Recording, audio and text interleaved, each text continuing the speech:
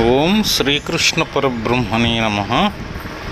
భాగవతం చతుర్థ స్కందం.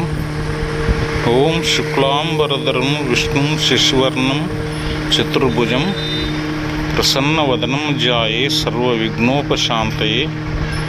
ఓం అగజానన పద్మార్కం గజానన మహర్నిశం అనేకదంతం భక్తానాం ఏకదంతం పాస్మహే. ఇదొక సోపాన క్రమం. ముందు గురువుల వలన వినాలి. అభ్యాసం కోసం తాను స్వయంగా చదువుకోవాలి. గట్టి పడటం కోసం వ్రాయాలి.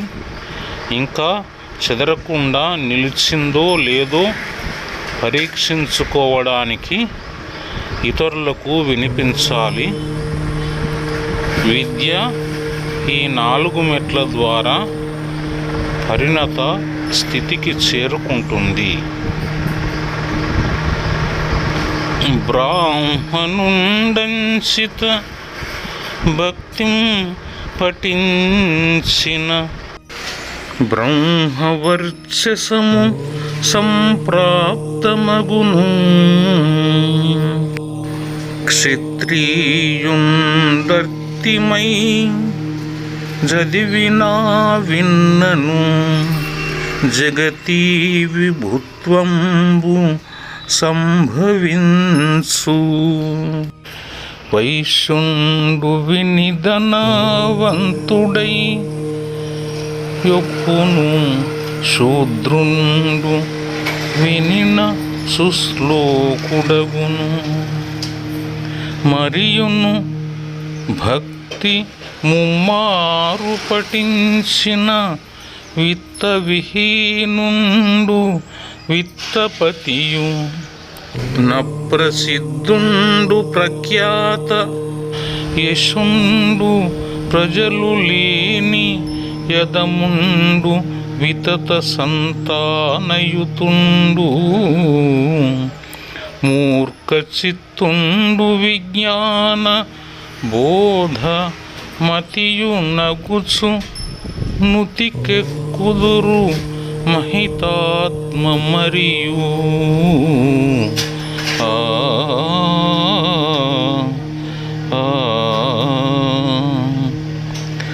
4 వర్గాలలో మొదటివాడైన బ్రాహ్మణుడు ఈ పృథు చరిత్రను శ్రద్ధగా చదివితే అతనికి బ్రహ్మ వర్చస్సు పెంపొందుతుంది. క్షత్రియుడు కోరి చదివినా విన్నా సామ్రాజ్యానికి అధిపతి అవుతాడు. వైశ్యుడు విని ధనవంతుడవుతాడు. శూద్రుడు వింటే గొప్ప కీర్తి కలవాడవుతాడు. అంతేకాదు, 3 మారులు ఈ కథను చదివితే దరిద్రుడు కుబేరుడైపోతాడు. పేరు ప్రఖ్యాతులు లేనివాడు గొప్ప కీర్తి కలవాడవుతాడు. సంతానము లేనివాడు చాలామంది పిల్లలు కలవాడవుతాడు. ఏమి తెలియని మూర్ఖుడు విజ్ఞానం జ్ఞానం నిండారిన బుద్ధి గలవాడవుతాడు. గొప్ప కీర్తి ప్రతిష్టలు కలవారు కూడా అవుతారు. ఈ లోకంబునం పురుషులకు స్వస్త్యయనంబును అమంగళ నివారణంబును ధన ప్రదంబును యశస్కరంబును ఆయుష్కరంబును స్వర్గదాయకంబును గలిమాలాపహంబును అయిన ఈ పుణ్య చరిత్రంబు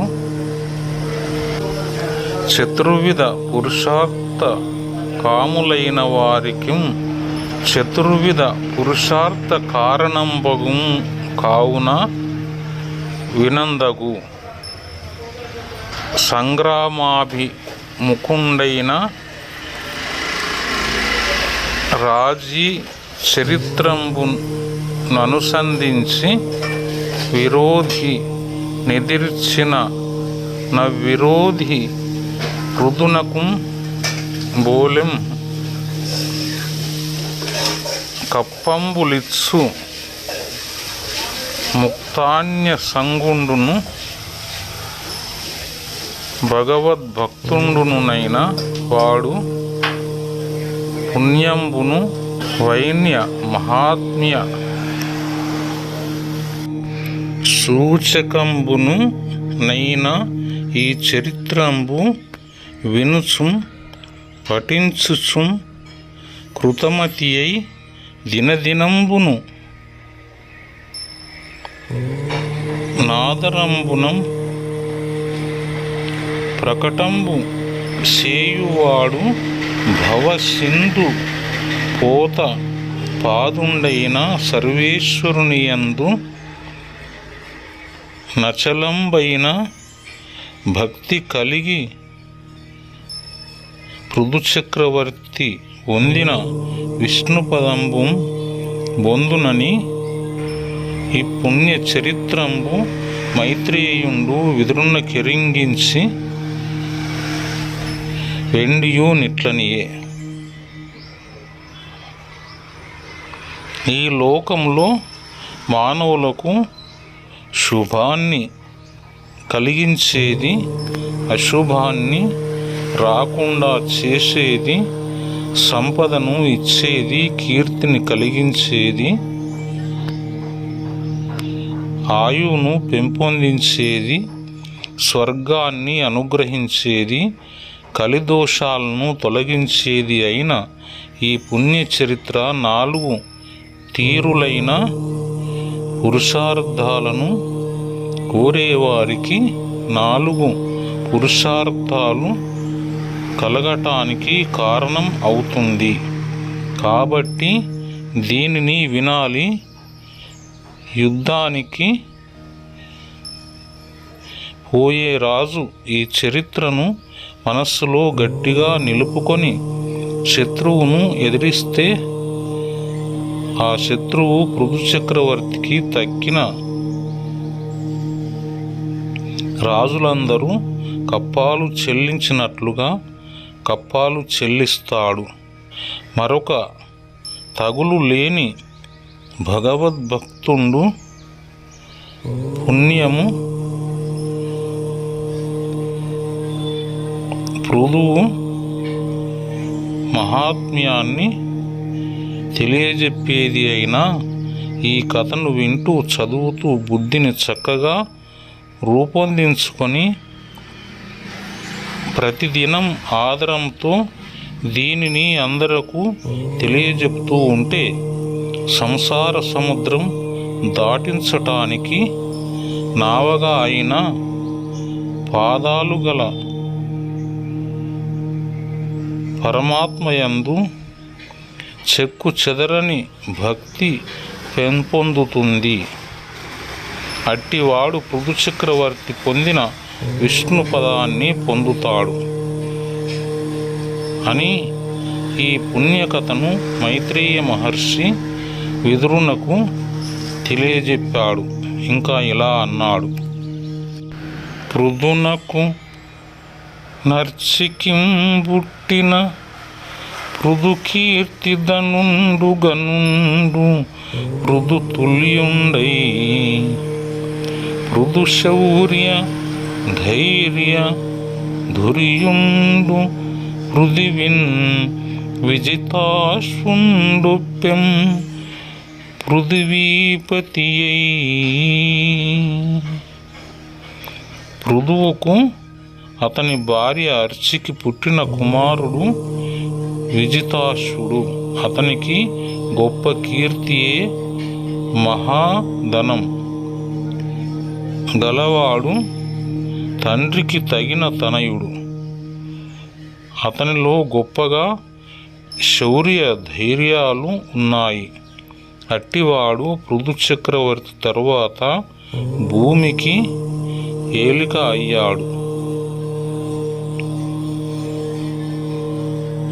వినుమంతర్దానగతిం ధనరు సునాసీరువలనం దగ విజితాశుండును మరి అంతర్ధానుండను పేరం ప్రసిద్ధుండయ్యే నతి చతురుండై. ఆ విజితాశ్వుడు దేవేంద్రుని వలన ఎవరికి కనపడకుండా నడిచే ఒక విద్యను మిక్కిలి నేర్పుతో సాధించాడు. కాబట్టి అతను అంతర్ధానుడు అనే పేరుతో ప్రసిద్ధికెక్కాడు. సునాశీరుడు అంటే నాగళ్లను మిక్కిలిగా కదిలించేవాడు. వర్షాలు కురిపించి పంటలు పండటానికి కారణం అవుతాడు కనుక అది సార్థకం. స్థిరమతి రాజ్యాభిషిక్తుండై ఎమ్మేటి సమమతి నయ్యను జన్ములైన హర్యశ్వునకు సమాదరమునం దూర్పు దక్షిణ దిశందగా ధూమ్రకేశునకును బరంగంగా రుకునకు పశ్చిమ భాగంబు ద్రవినున కర్ది నుత్తరపు దిశను గొమరుప్ప నలువురకును పంచి ఇచ్చి స్వకాంతయైనట్టి శిఖండినికిని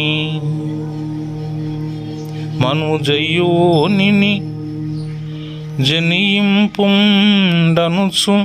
మున్ను పలికినట్టి వశిష్ఠు శాపమునం చేసి పూని త్రేతాగ్నులతనికి పుత్రులగుచు జనన మొందిరి సజ్జన స్తవ్య చరిత.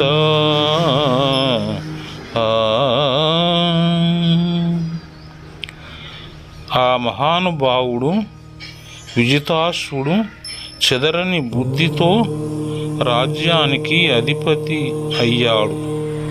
సమబుద్ధి గలవాడు కనుక తన తమ్ములు నలుగురికి 4 దిక్కుల రాజ్యాన్ని పంచిపెట్టాడు. హర్యశ్వునికి తూర్పు భాగం, ధూమ్రకేశునికి దక్షిణ భాగం, రుకునకు పడమటి భాగం, ద్రవిణునకు ఉత్తర భాగం ఏర్పాటు చేశాడు. అతని భార్య శిఖండిని వారిద్దరికీ వశిష్ఠుని శాపం వలన 3 అగ్నులు 3 పుత్రులుగా జన్మించారు. వారలు పావకుండు, పవమానుండు, శుచియు నను నామంబుల మనుష్య యోని పుట్టియు ఆత్మ ప్రభావంబునం గ్రమ్మర అగ్నులై చనిరి. తదనంతరంబ ఆ విజితాశ్వునకు శిఖండినికి పుట్టిన కుమారులు పావకుడు, పవమానుడు, శుచి అనే పేర్లు గలవారు. వారు మనుష్య గర్భంలో పుట్టిన తమ గొప్పతనం చేత మళ్ళీ అగ్నిస్వరూపం పొంది తమ తావునకు వెళ్ళిపోయారు. అటుపిమ్మట అతడు నభస్వతి యనియడు ద్వితీయ పత్ని వలనను హవిర్దానుండు నా సుతుంగని విజితాశ్వుండానత విమతుండు రాజ్యవర్ధనము తలపోయన్. ఆ విజితాశ్వునకు 2వ భార్య నభస్వతి. ఆమె వలన అతనికి హవిర్దానుడు అనే కుమారుడు పుట్టాడు. తరువాత ఆ విజితాశ్వుడు శత్రువులందరినీ తమకు లొంగిపోయే విధంగా చేసుకొని రాజ్యపాలనం గురించి భావించాడు. విమలాత్మ కరాదానము దమశుల్కాధికము కరము దారుణమని ధైర్యమునన్ దీర్ఘమక వ్యాజమునం దదువర్తనంబు సమమతి విడిచెన్. స్వచ్ఛమైన బుద్ధి విశేషం గల ఓ విదురా, కప్పం పుచ్చుకోవటం, దండనను నిర్వహించటం, ప్రజల నుండి ఆయా దోషాలకు పరిహారంగా ధనం రాబట్టటం మొదలైనవి చాలా క్రూరమైన పనులు. అవి భావించి మనస్సును దిటవు చేసుకొని పెద్ద కాలం చేయవలసిన ఒక యజ్ఞాన్ని నిమిత్తంగా చేసుకొని రాజ్యపాలన అనే దాన్ని సమబుద్ధి అయి వదిలివేశాడు. ఇట్లు విడిచి ఇలా రాజ్యపాలన అనేదాన్ని వదిలివేసి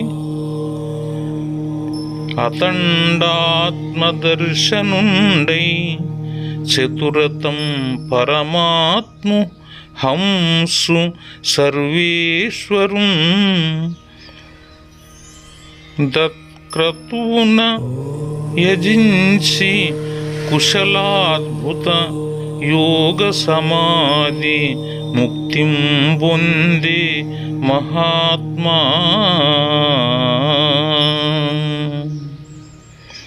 ఆ విజితాశ్వుడు ఆత్మయందే చూపు నిలిపి మిక్కిలి నేర్పుతో హంస పరమాత్మ అయిన సర్వేశ్వరుని ఆ యజ్ఞములో ఆరాధించి గొప్ప నైపుణ్యముతో కూడిన ఆశ్చర్యము కలిగించే యోగ సమాధి ద్వారా ముక్తి పొందాడు. అంత విజితాశ్వుండు పరలోక గతుండైన హవిర్దాని యను భార్య వలన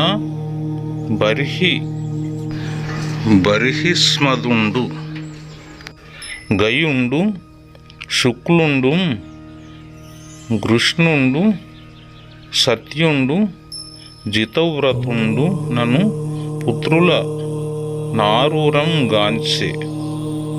అందు బర్హిస్మదుండు విజితాశ్వుడు పరలోకాలకు వెళ్ళిన తరువాత అతని కుమారుడు హవిర్దాని అనే తన భార్య వలన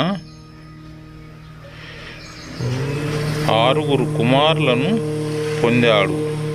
వారు బర్హిస్మదుడు, గయుడు, శుక్లుడు, కృష్ణుడు, జితవ్రతుడు అనేవారు. వారిలో బర్హిస్మదుడు ఇక్కడ పరలోకం అంటే స్వర్గం మొదలైనవి అని భావించరాదు. ముక్తి పొందినట్లుగా చెప్పిన కారణంగా పరమాత్మతో తదాత్మ్యం అని భావించాలి. సంతత సవన దీక్షాశాలి యగుచు ధరాతలం బెల్లను క్రతువులకును విలసిల్లు యజనశాలలు వేరువేర కల్పించి యజ్ఞములు కావించుచుండి చిరకీర్తియతండు ప్రాచీనాగ్రకుశలచే క్షితితలం బెల్లనాస్తృతము సేయ వసుధ ఎల్లను యజ్ఞవాటమై విలసిల్ల సత్క్రియాకాండ నిష్ణాతుండగుచు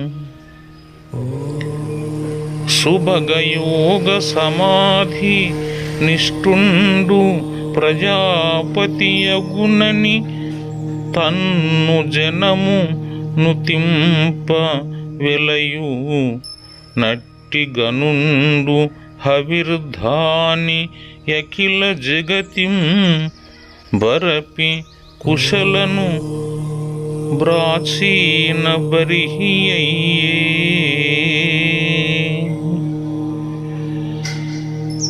హవిర్ధానుని కుమారుడు ప్రాచీన బర్హి. అతడు ఎల్లవేళలా యజ్ఞ దీక్షలతోనే విరాజిల్లేవాడు. భూమినంతటినీ యజ్ఞాలకు యోగ్యమైన శాలలను వేరువేరుగా ఏర్పాటు చేశాడు.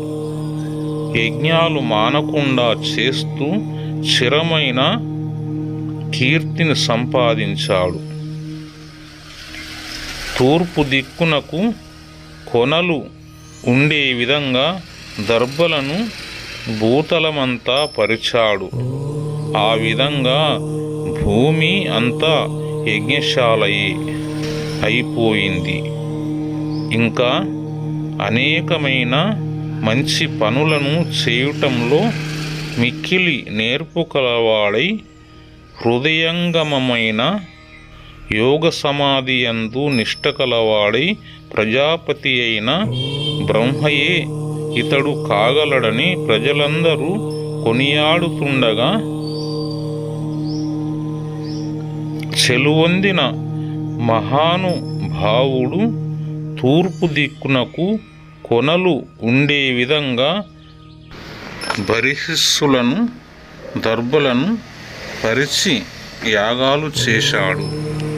కనుక అతనికి ప్రాచీన బర్హి అనే ప్రఖ్యాతి కలిగింది. యజ్ఞ ప్రక్రియ దేవతలను తృప్తిపరుస్తుంది. దానితో వారు భూలోకానికి కావలసిన వర్షాదుల ద్వారా పంటలను సమృద్ధిగా పండిస్తారు. ప్రజలు కరువు కాటకాదులు లేక సుఖశాంతులతో బ్రతుకు గడుపుతారు. దీనిని భగవంతుడు గీతలో ప్రత్యేకంగా ప్రకటించాడు. హవిర్ధానుని కుమారుడు హావిర్ధాని. తద్దిత ప్రత్యయం చేరిన రూపం. స్వస్తి.